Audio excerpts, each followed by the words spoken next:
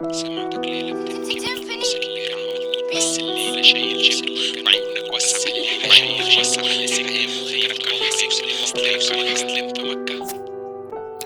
سمعتك ليلة بتبكي من غلط كبير عملته، نفس اللي كان مولود بس الليلة شايل شلته، وعيونك واسعة للحياة وخايف كل سكة. فكرك كان حد متوقع يسود الإسلام في مكة. أيوة ببكي من ذنوبي وعارف إني مش في الجنة.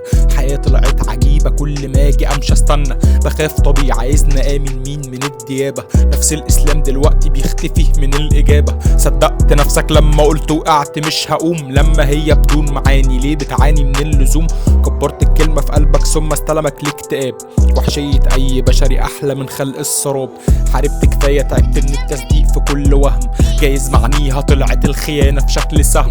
طبيعة أموت في كل يوم في ماضي ما نسيتوش، الأوضة في كل ما فيها أحسن من غدر معرفوش. بتسلم ليه من بدري وانت واقف عند الخط، فاكر نفسك مش هتوصل، ده اللي يوصلك بالظبط.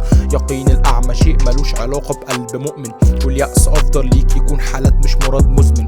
طب افرض قمت تاني وغدروا بيا زي قبل، مين اللي وصف لك ان الدنيا ملايكة جنب سهل؟ انت شايف فيها حاجة ممكن اخسر لو نسيتها؟ انت عندك اكبر حاجة حلوة وبنفسك رميتها. صدقني الحرب اصعب مني مش هعافر فيها، ببقى جاهز كل مرة وكل مرة بقع فيها.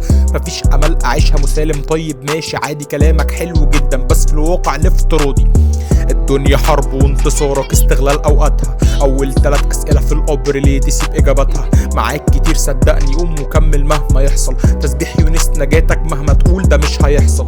تسلم ليه من بدري وانت واقف عند الخط، فاكر نفسك مش هتوصل، ده اللي يوصلك بالظبط.